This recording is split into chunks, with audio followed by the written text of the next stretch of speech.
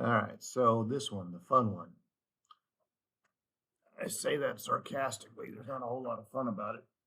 We're going to grab some points here, and it gets to be a big jumbled up mess. All right, so the first row is going to be X, second row is going to be Y. I'm going to grab 2 points here, -4, -4, and 0, 4. And I'm doing it like that. 0, -4. I can see that I kind of have an inflection point here, so I'm going to grab 2, -4. I'll stop there, which is going to be 4, -2. I'm not going to grab this one. I'm going to grab 4, 2. And then I'm going to grab 8, 4. Now there's an order we're supposed to do here. It's called back. First thing I'm going to do is this negative symbol. All right. So I'm going to do f of -x, and that just means make x negative. So that's going to become 4, still 0, -2, -4, -4, -8. No change on y. Its goal is just to make x negative.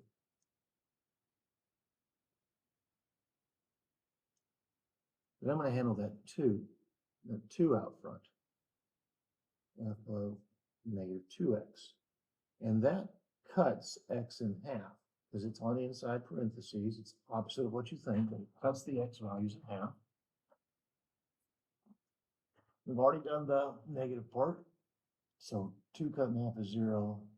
-2 cut in half is -1. -4 cut in half is -2. -4 cut in half is -2. -8 cut in half is -4. And it had no change on my y values.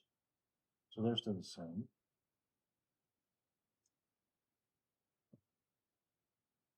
Now I'm going to handle still got to work on inside, the h here for horizontal shift.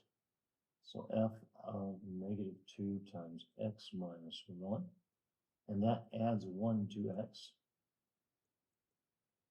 So 2 becomes 3, 0 becomes 1, -1 becomes 0, -2 becomes -1, -2 becomes -1, -4 becomes -3, and no change on y yet. Still -4, -4, -4.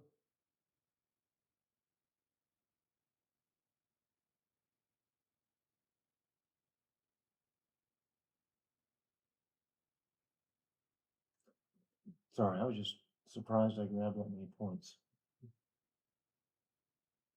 Now, what I'm doing here, I think about everything that's going on. We are horizontally reflected, flipped over the y-axis, cut in half, shifted right 1, then we're cut vertically in half, and then we add 2. There's a lot going on in this thing. And we don't have a function, we just have a graph. So that's why we have to use tables. The next thing we're supposed to do is A, which is our vertical stretch or compression. This is a compression. So we're doing the 1/2 part. F, I don't want to put an F there. Doing 1/2 of f of -2 times x minus 1. And that half, it cuts y in half. That's what it does. No change on x, just still 3, 1, 0, -1, -1, -3. We're going to cut all these y values in half. -2, -2, -2, -1, 1, 2. And the last thing we're going to do is the +1, +2 at the end, which is going to add to y. These are tedious little problems, is what they are.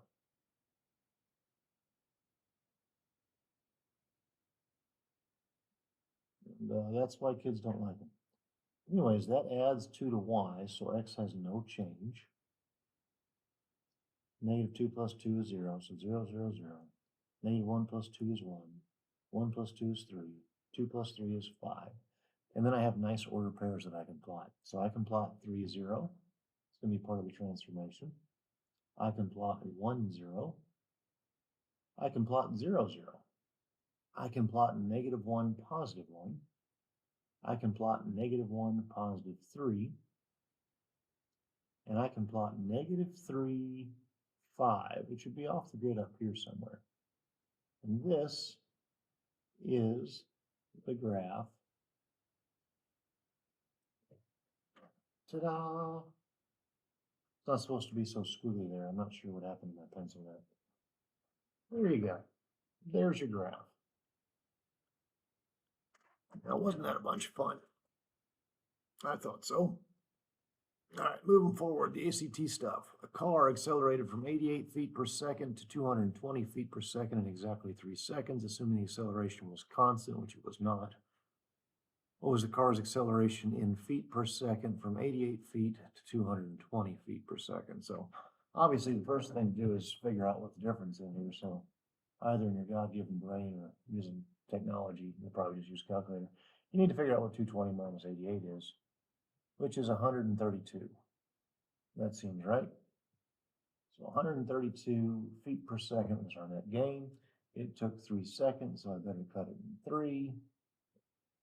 So that's what, 44? That seems right. Yeah, that's right.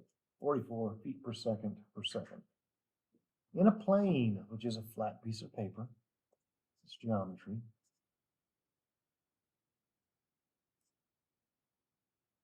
The distinct lines A, B, and CD intersect at A, where A is between C and D. The measure of angle back is 47 degrees. So we have 2 lines, and this isn't necessarily the scale. One of them is called AB.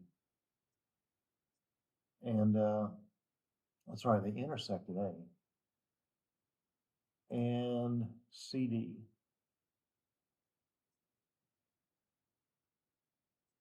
And they intersect at point A. The measure of angle BAC, so from here to here, BAC is 47 degrees. Now, obviously, my graph is not to scale. What is the measure of angle BAD? Now, you'll notice the first thing I did was draw. Good test takers draw. They do. This is a really easy geometry problem. I'm just going to ignore all of this because they want BAD, and I know there's 180 degrees in a straight line, or a straight angle is what we say. So I just think 180 minus 47, which is going to give me 133. Ta-da! All you do is pick up pencil and draw. Which of the following are 1/2, 5, 6, and 5/8 arranged in ascending order? Now, you'd be an idiot if you wouldn't pull out a calculator here. You would be. I mean, I can get more than capable of doing this in my head, but I know things like 1/6 is 0.16 forever.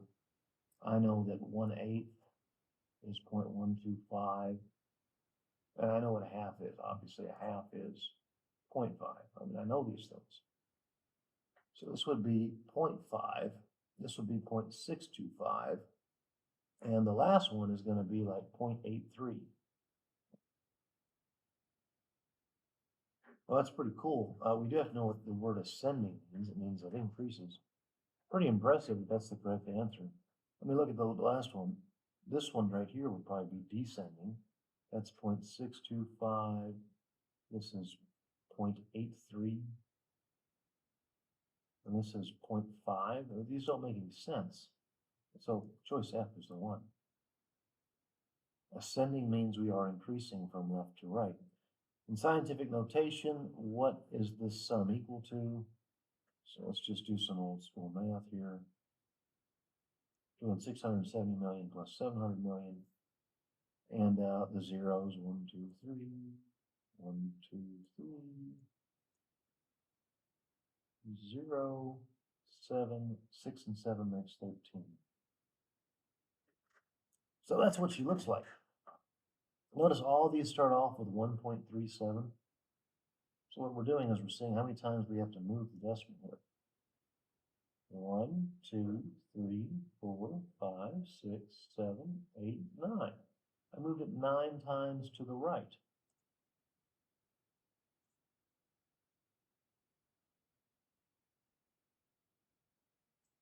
So not 7, not 8, not 15. It's one of these choices. Since it was to the right, the exponent is positive. If it had been to the left, the exponent would have been negative. That's scientific notation. I mean, you get that in your science classes.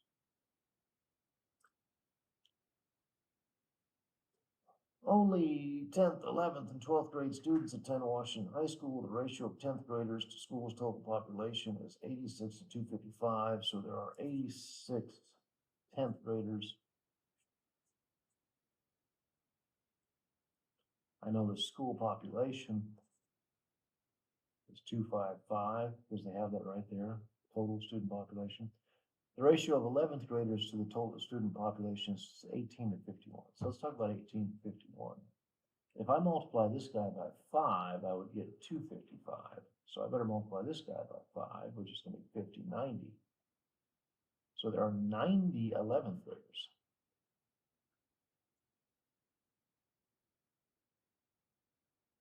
And it says only 10th, 11th, and 12th grade students attend Washington High.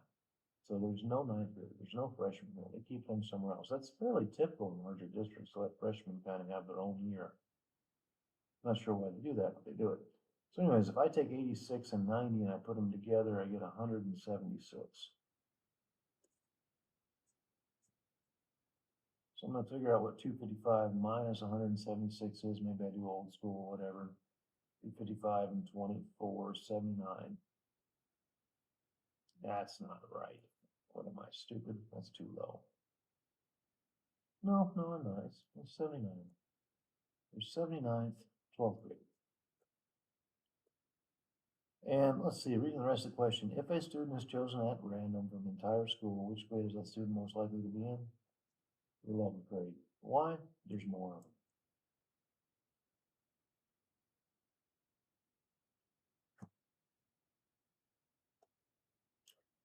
To get a driver's license, an applicant must pass a written test and a driving test. Past records show that 80% of the applicants pass the written test and 60% of those who have passed the written test pass the driving test.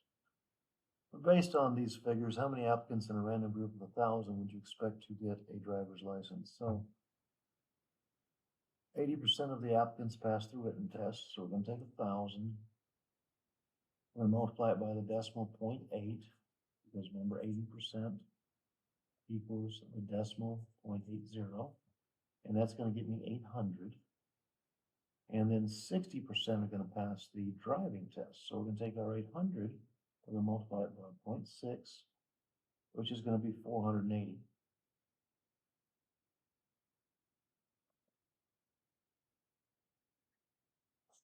A, B, and C are positive integers such that A to B is X and C to the B is Y, then X times Y is what? Well, it's literally going to be A times B times C times B. So I've been saying it properly the last couple of days. A, B to the X is A to the X, B to the X. Now, if you look at that as though you're from a different culture where they read from right to left, it would also say A to the X times B to the X is A times B both to the X. So notice we have that situation here. Since they both have the same exponent, I can just multiply them together and raise that product to that exponent. So F is a really good distractor. It really is, but it's choice H. It's choice H all day long. Which of the following expressions is equivalent to 1/2 y squared 6x plus 2y plus 12x minus 2y? So you're supposed to do PEMDAS. Parentheses first. The y's cancel, and 6x and 12x makes 18x. And what do we have out front here? 1/2 y squared. You might have thought, hey, I'll do the distributive property first. It's fine. You could. It would have been all right, but you would have more work to do. Now, half of 18 is 9. We have an x, and we also have a y squared. They're not like terms, so we just kind of write them all next to each other. 9xy squared. 24, an artist makes a profit of 500p minus p squared dollars from selling p paintings. What is the fewest numbers of paintings the artist can sell to make a profit of at least 60,000? So here's how we do this with algebra.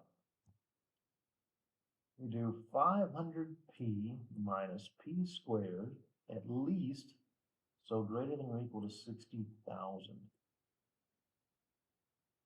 And what I'm going to do from here is I'm going to shift things around so that p squared is positive, and there's a 0 on the left now.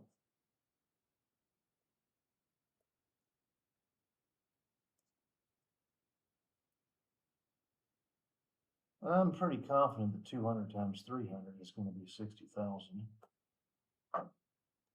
It is early in the morning. So what I just did is I figured out how it factored. You see, this is negative, so minus 200, minus 300. And what I've done here, if I think about my zero product property, is I have P minus 200 is 0, or P minus 300 is 0. So 200 or 300 guarantee at least 60,000. And they want the least and the fewest number? Well, that'd be 200. Now, alternatively, what a kid could do is they could just plug in numbers, right? So like 100 paintings, 500 times 100 minus 100 squared. Notice I typed it in just as it was written.